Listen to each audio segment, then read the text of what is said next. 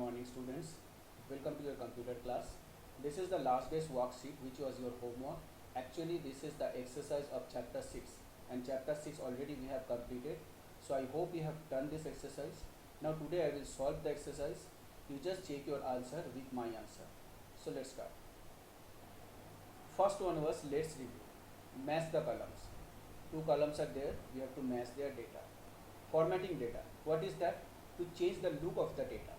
To changing the font, color, size, style of data. This is matching with formatting data. Second one is wrap text. That means to wrap the text in multiple lines in one cell. So this match with the first option.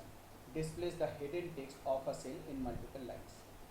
Third is merging cells. So we can merge more than one cell into a single cell.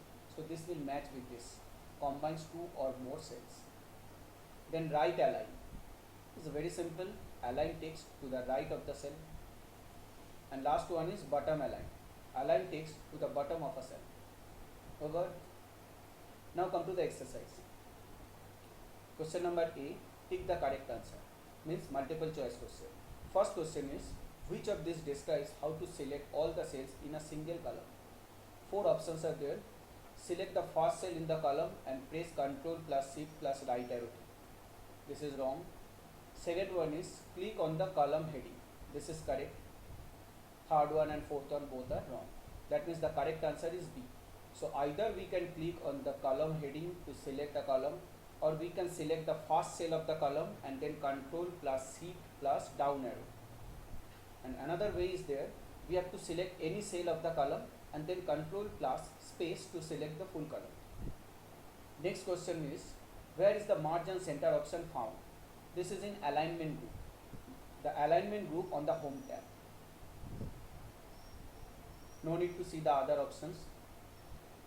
Then third question, in which column will you select a cell to insert a column between column D and column E? So before column E we have to insert a column. That will be after column D, before column E.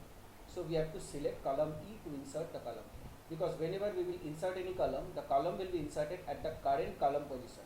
So if we select column E, so at the place of E, the new column will be inserted and column E will shift to the right side, which will become column F. So answer is column E.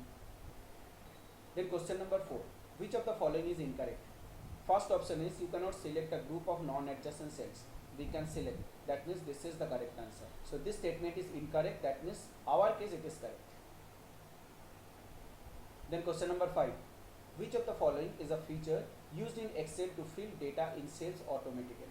Autofill. Answer is autofill. Then come to fill in the blanks. To select an entire row, you need to select the first cell in the row and then press Ctrl plus Shift plus right arrow. So answer will be right arrow. Then question number 2, second fill in the blanks. There are dash options for alignment of data in Excel. 6 options, 3 for horizontal alignment and 3 for vertical alignments. Top, middle, bottom, these are 3 vertical alignments, and left, center, right, these 3 are horizontal alignments. So total 6 options. So answer will be 6. Either you can write SI at 6 or in figure 6. Both are correct answer. Then third question, wrap text option is present in the dash group on the home tab. Which group? Alignment group. Then question number 4. For the autofill column with option, you need to click on the dash tab. Which tab? Home tab. Because all are there in the home tab. We have learned only one tab, that is home tab. But if it asks which group, that time you have to write cells group. Then question number 5, last fill in the blank. To copy data from a cell, click on the copy button from the dash group. Clipboard group, because cut, copy, paste, format printers, all these options are present in clipboard group or home tab. So the answer is clipboard. Then question number C, give one word answer for all these icons and also name the tabs and groups where they are found.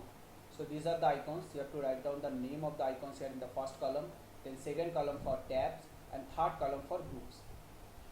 Now this first one is B, capital B, that is for bold. Tab is home tab and group is font.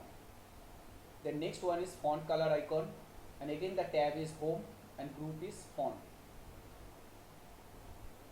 Then third one is fill color, again home tab and font group. This is underline icon, home tab, font group. This is borders icon, home tab, font group. Okay, so you have completed the exercise, and question number D I have not given here as homework, because whatever the questions are given in your book for question number D, that we will not write. I have given separate questions and answers also. Today in worksheet you will get this answer and question number D's question answers also. So we have completed this chapter. Next day we will start the revision from chapter 1. So before that you must read the chapter 1 in your book thoroughly and practice the exercise also. So till our next class, bye, have a nice day.